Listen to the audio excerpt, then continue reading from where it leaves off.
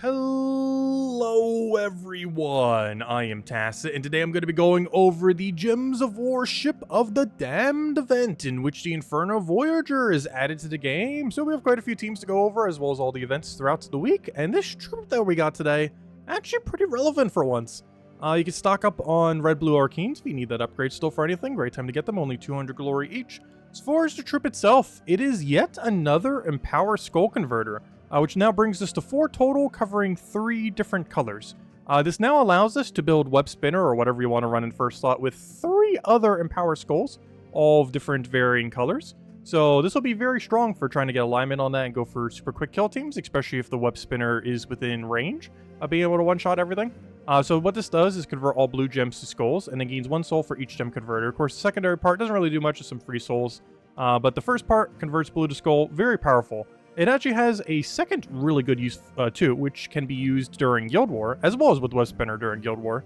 And that is, even though you can't use it with the other 2 empowers in that situation, you can use this to deny your own blues. This is somewhat relevant on Blue Guild War Day, as one of the more popular strategies on a lot of Guild War days these days is to run double empower book into whatever the color of the day is. So on Blue Day, 2 blues or 2 empowers that convert into blue, while using blue book, while using one other troop. It's a very popular combination that's used on every Guild War Day. And one way that you actually can counter it is by denying your own color before they get to convert anything. And in this case, you can deny your own blue on Blue Guild War Day, and instead convert them into skulls, which might convert into a free kill on first slot, with something like Web Spinner, Hero, or whatever else you happen to be using in your first slot that can get good skull damage there. So interesting to see how this pans out. Definitely has a lot of potential and is decently strong. Unlike the other ones, it doesn't have a damage buff though, like it doesn't have an attack buff, doesn't have Hunter's Mark. But it does get to give you free souls, and it does have the capability of denying your own color on Blue Day. So still very versatile, still very useful, and yeah, really great troop. Definitely one that's going to be used. Unfortunately, he's not the shiny one though. The shiny one ended up going to the invasion troop we had this week. Keep in mind, if you are still looking from the new mythic that came out last Friday that we covered a video on, he is still available for the next 4 days, all the way until the end of Thursday. At Friday reset time, he will no longer be available. And then on that Friday, we'll be having the Bounty Hunter event. But anyways, let's go now into the event key drop table. So, of course, given that it is a Blighted Lands event week, we have a Blighted Lands drop table. So if we go over here, go over to the good old Blighted Lands, just go and see everything here. We can go see the entire list of all the troops here. Mostly pretty bad stuff. Blighted Lands was never really notorious for having anything too good. You would mostly want to get all the empowers here. There are a few pretty good empowers. Actually, a lot of good empowers now. Basically, all of them are very viable. Lamrish Stew can deny your yellow on Yellow Day, so same premise as the other one. A lot of that in this kingdom, oddly enough, while also doing some damage, while also feeding into purple. Of course, we have the Inferno Voyager, though you could easily just get that for glory this week. And of course, we have the Herald of Damnation, which also has a convert to purple, except it converts blue to purple. So overall, some really good empowers. For the most part, nothing else that's too good. The main reason you'd want to open event keys this week is for the upgrade to the kingdom. So this is one of many Magic Kingdoms. We actually have 3 of them this month, where you'll be able to go and event key for them and be able to get a higher level, be able to get higher stars, get things like 5-star, 10-star, 20-star. Every single one of these gives you an additional skill bonus, like right there, skill bonus, skill bonus, skill bonus. And it's for Magic, so it's by far the best +1 you can end up getting from any of the kingdoms. And you can end up accumulating a lot of them this month if you have the spare event keys. And Blighted Lands is the first of the 3 that we have available in the near future. So definitely a good idea to consider it for that pretty much alone. Just because of the permanent Magic upgrades that you'll be able to get if you happen to be close to any of those milestones. Aside from that, most of the drop table is not anything too enticing though. As far as what is not in drop table, there's a handful of them. This includes the Doom of Flame, which is only from Red Doom events. The 4 Fel Roos troops, which of course are only from Fel Roos. The Iron Maiden, which for this week is only available from the Invasion shop, though it will be available the next Blighted Lands event week. However, this current Blighted Lands week, you can only get it from the Invasion shop. And aside from that, I think there's one other one I'm forgetting here. Nope, that was all of them. Alright, and that's all of them. But for the most part, and of course the 4 Fel Roos troops. But for the most part, you're only really upgrading this place if you want magic bonus. Just be able to get the milestones, 10-star, 20-star, whatever you're still trying to get to. Like if you're at 8 right now, you probably would want to open some keys until you get to 10 and get the rest of those requirements and so forth for any of these other ones if you're remotely close. Anyways, aside from that, we, as mentioned earlier, do have an invasion event. As per usual, you do end up wanting to use the event captain. I just realized right now, I actually didn't do the event captain on one of the teams, so I should probably go replace that out for that team, didn't I? Hold up. Almost forgot about new invasion. I did on the cheaper team, but I think I doubled up the other one because I was like, oh, why not? But actually, you do want to use her still. It is still for double points. Do not forget, as I almost just did. Where is it? Let's see. Where even is she in all this mess? Why can I not find her? She should be right here with all the other epics. There she is. But yeah, don't forget to do that. This team doesn't really have any difference with that her there. It was mostly just in case the other one died. But if he does die, well, the other one will be perfectly fine. But anyways, yeah, you do still get the double magic. You do still have the double magic as well. Double magic isn't going to be as relevant because honestly, you're killing most of them with skulls off the other invasion troop. So you almost don't even really need her. But yes, you do actually still have to use her for the double score. So don't forget to put her on your team. Aside from that, it works the same as per usual. You just kill the towers, you get points for doing so, and you go from there. We have a lot of Power Skull that we can end up doing. We are restricted to Daemons. Daemon's a bit of a weird category overall, but it has a few good empowers. Has a lot of good overall just like damage output troops that you can spam and just get a lot of value from. A few good mana accumulators here and there as well. Overall, you definitely won't lack damage, that's for sure. If anything, you'll lack mana accumulation. But you mostly just have to go with Sir Mordane. He's actually the previous invasion troop before this one came out. And he is really good. He has Bloodlust, so he gains Enrage whenever you get a kill. And he'll just wipe out everything. This one's mostly just there for when he dies. And because you have to use it for 2 times points, do not forget to put it on your team, as it is required for 2 times points. But honestly, you don't even really need her, but you do have to keep her there for that reason. Aside from that, some other things we have going on this week. Fel Roost, Yellow-Purple Faction. We have that going on this Tuesday. Wednesday, we have the Blade of Lands pet, if you still need to go get that upgrade for the team bonus. Thursday, we have Diabolus, which is arguably one of the worst, if not the worst hero class in the entire game. It has a very useless summon. It just gets in the way of everything, and you can't undo it because it's on your trait, not off of one of your perks. So you will permanently have that useless summon. A very horrible hero class. And this Friday, as we mentioned, and is visible right here, we have Bounty Hunter.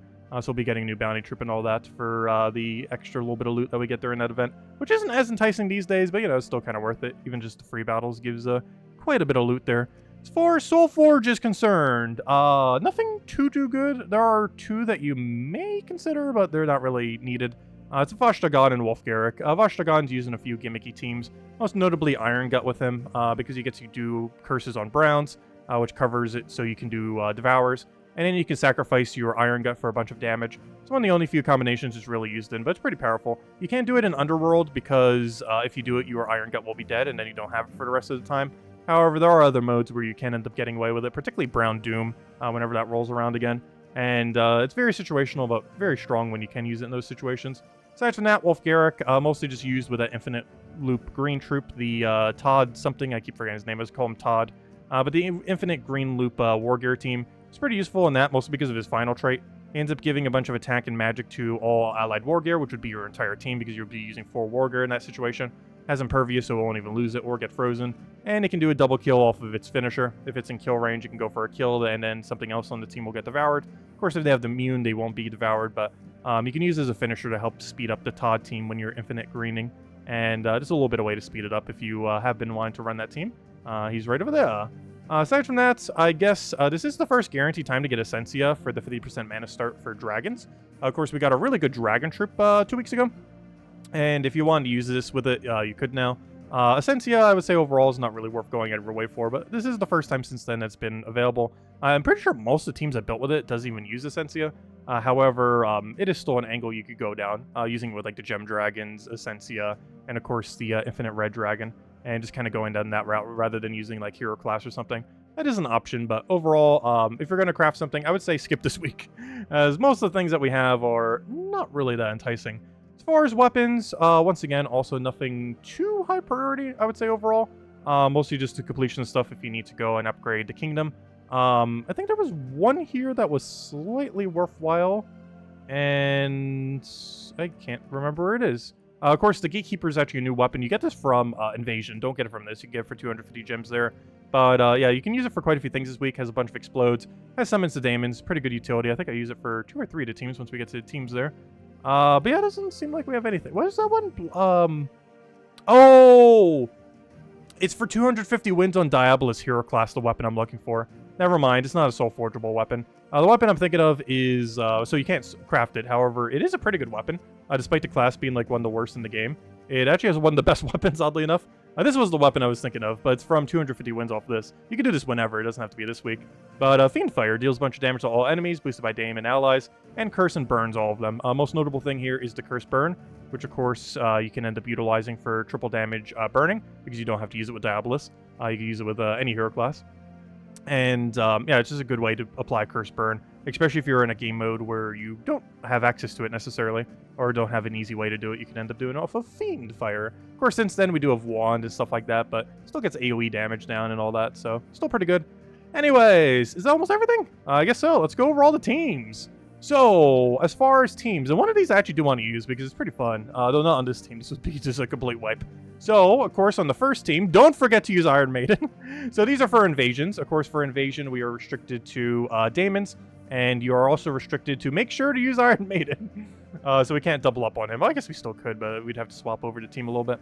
Basically, the whole premise here is we're just using him as rage, getting all the damage that we possibly can off of him. His ability will one-shot, his skulls will one-shot, extremely one-shot. And of course, Dark Maiden will have double magic and will easily one-shot as well, and create some red, so both of them will get up. It is shinyable, so you could technically get +1 extra red by the end of it all. However, I wouldn't really advise opening shiny keys for this. It's going to be relevant this weekend, and you're pretty much never going to use it again. Similar to this troop, like it's super relevant for invasions right now. It's actually among one of the better invasion troops in the game because of the bloodlust that it has. However, you're never going to use this again after this week until the next Blighted Lands invasion, whenever that might be, like a year or two from now. This guy hasn't been used for like a year or two. This is the first time he's coming out for ages. I'm just using Wand of Stars as a blush just in case.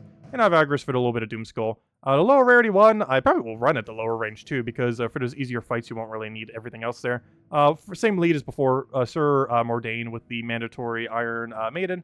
And this time we're doing the double empower for it, Lamish Stew for the yellow to purple. I mean, sorry, this is for the mana accumulation, so we can get the Maiden up, and then going for the Skull Convert, where we can end up converting all blue gems to skulls, and then getting our damage down that way.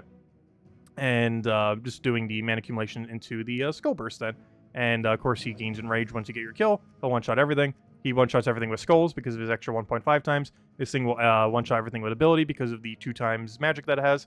And it's pretty much the game plan. He does all the skulls, you do all the casting, and you can even leave this with full mana, just let her get the red back in. And of course, her red also feeds to everything else on the team, which is also giving you extra attack here. A little bit, not much, but you know, it adds up. Anyways, let's see. So Underspire is restricted to Blighted Lands troops and weapon. So for this is where actually we get to use the Gatekeeper. Gatekeeper, honestly, not that bad. Does a bunch of red explodes, grants random status effects to all Daemons, and then summons the Daemons. It feels like there's a billion things that summon Daemons in the game, but yet another one for the pile.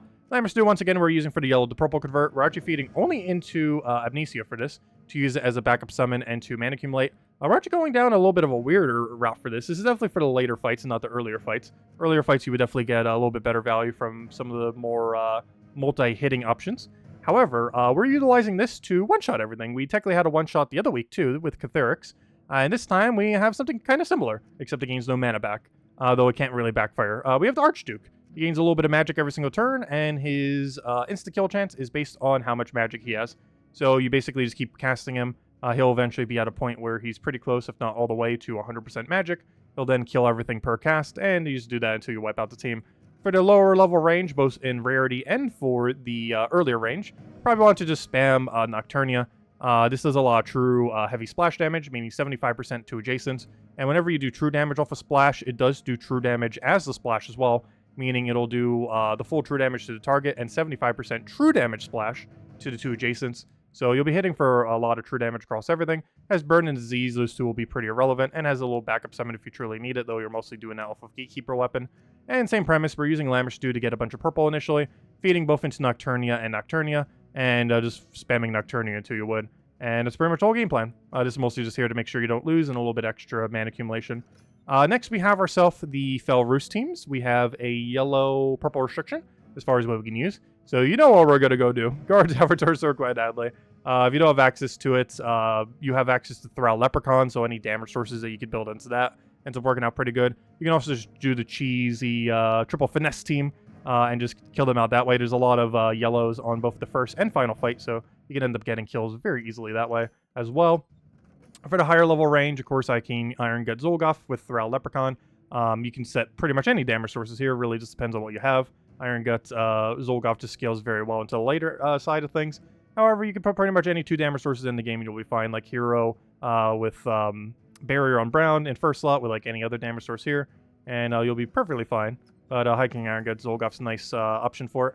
And of course, a nice diverse team of 4 Nocturnia for the Faction Assault. There really isn't any reason to not spam it. Not only can it summon everything else from this place because it summons a Fel Dragon Egg, but upon death, it also has a 50% chance to spawn into a Fel Dragon Egg. So with full mana already. So you basically just spam this thing's ability until everything dies, target up whatever the biggest threats are, and you just rinse and repeat until the entire team is defeated. And if you start to lose troops, well, you'll just get eggs, and those eggs will become everything else, and you just cycle that over and over again, and you'll basically never die, and you just keep spamming Nocturnia until you win. Next, we have the Daedalus class event. This is specifically Daemons and from Blighted Lands, so from that kingdom.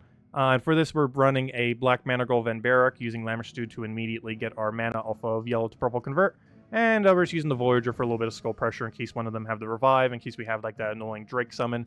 You can go and just do your skull spam against it, and it will die, especially if you got Devour off of Black Mana Girl, though even without that, should probably still kill out off of that. And it's pretty much the game plan there. And then finally, the team I actually want to go show real quick, so let me go find a battle. I don't want to do against this, though I do kind of want to do in PvP. Rope Dart. How about not Rope Dart? Can we get a not Rope Dart? His team's a little weak to Rope Dart. Let's see, something in between. Zolgoth build? Oh no, can we outspeed that? Do we think we can outspeed that? We'll find out when we fail. I don't know, we have a lot of damage, so don't you have immune to web? Why do you have such weird immunities? It's because that one kingdom has like all the immune to webs. Can we get like any middle ground team? There we go, that's kind of middle ground. We have Wands, Zolgoth, Obsidius, and Leprechaun. Okay, let's just do this. Anyways, we're doing Rush, Destroy Everything. Though it is very weak to Entangle and Freeze, because we have no encounter to either of them. Oh, and we're frozen. Wonderful. I don't have Cleanse Metal. Retreat? Oh no, let's just see what happens. Let's just go for it. Alright, so we have blue to skull, green to skull, and yellow to skull. So basically everything is skull. We're not frozen on yellow, so we'll do that. We don't have extra turn here, but we'll do our blue to skull just to get things rolling. In all fairness, even if we extra turn, we can't extra turn anyways. So, oh no, he stunned my triple damage. No, I wanted that triple damage. Okay, let's just go again. We probably still would have won, but gosh, that would take so much longer. Can we find any team that isn't going to be this annoying? You know what? I'm honestly just going to take the Chalcedony Infinite Loop at this point. For whatever reason, it has a Lance Knight in back slot, though. I hate when it gets replaced like that. Let's see. Here we go. We have a Beatrix Infinite... Oh, actually, this isn't an Infinite Loop team. It's just like a Beatrix spam one. Yeah, we'll go into this one. Anyways. Well, actually, let's go to have freeze, too. As long as he doesn't freeze first slot, though, we're fine. Good. He froze us, but not first slot. Okay. We can finally do something now. So, do we have alignment? No. Problem.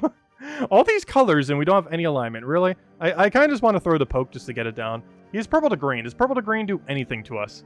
Yes. Gosh, why must every poke be so bad? You know what? We're just going to start things going and hope it works out. Nice. Exactly what I want to see. All right, now, do we have alignment? We have 2 converts. We have yellow, or sorry, we have green to skull, and we have, okay, green to skull, that'll work. And we have blue to skull. So we go for green to skull. Boom, Hunter's Mark, dead. We then do blue to skull. Boom, dead. Then we take another skull. Boom, dead. Okay, you have more reduction. We'll do it again then. You do a thing? We do a thing. Oh, good. Gosh, we gotta do it again. Round 3. We don't have any converts left. Okay, we just need one singular skull. Okay, we'll take that one over. Let him do the red there. Oh, you didn't go for it? Okay, well, we'll take it then. Thank you. All right. There we go. Okay, let's try this again. Let's try and explore. Let's go try somewheres where nothing can get in our way. Ooh, you know what? Actually, let's do it here. We can use that to backfire against them. Ooh, he's a really skull-heavy team.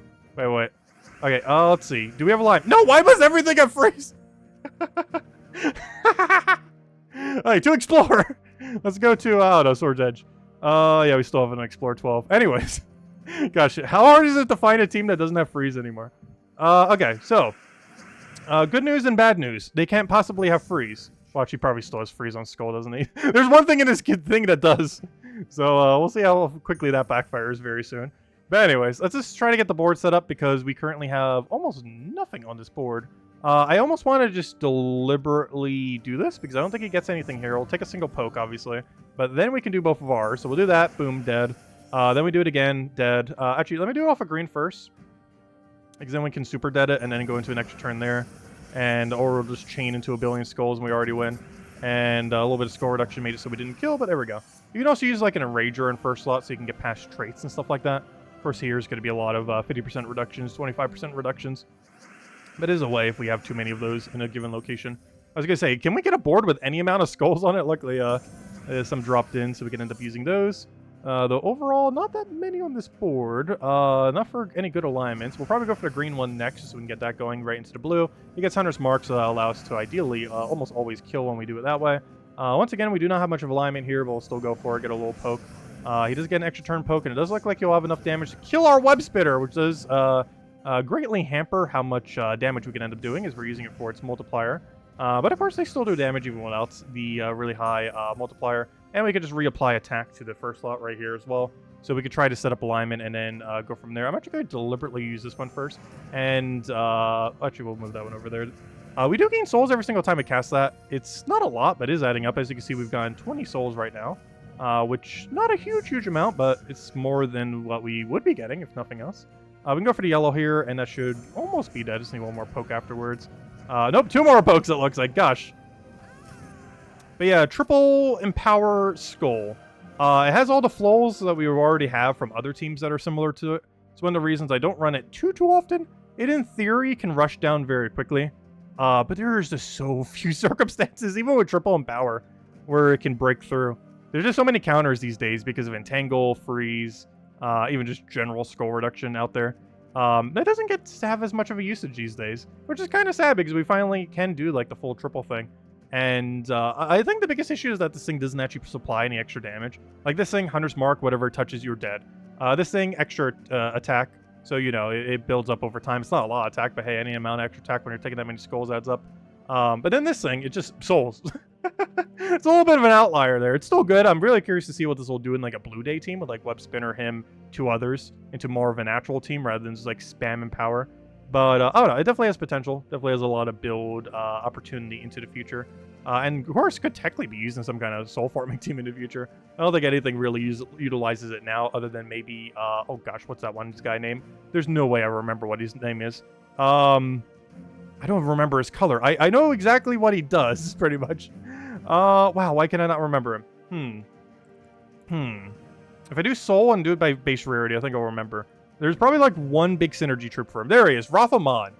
He creates a mix of purple gems and skulls, and then gains a bunch of souls and cleanses all allies. But then again, you're still not soul boost ratioing off anything then.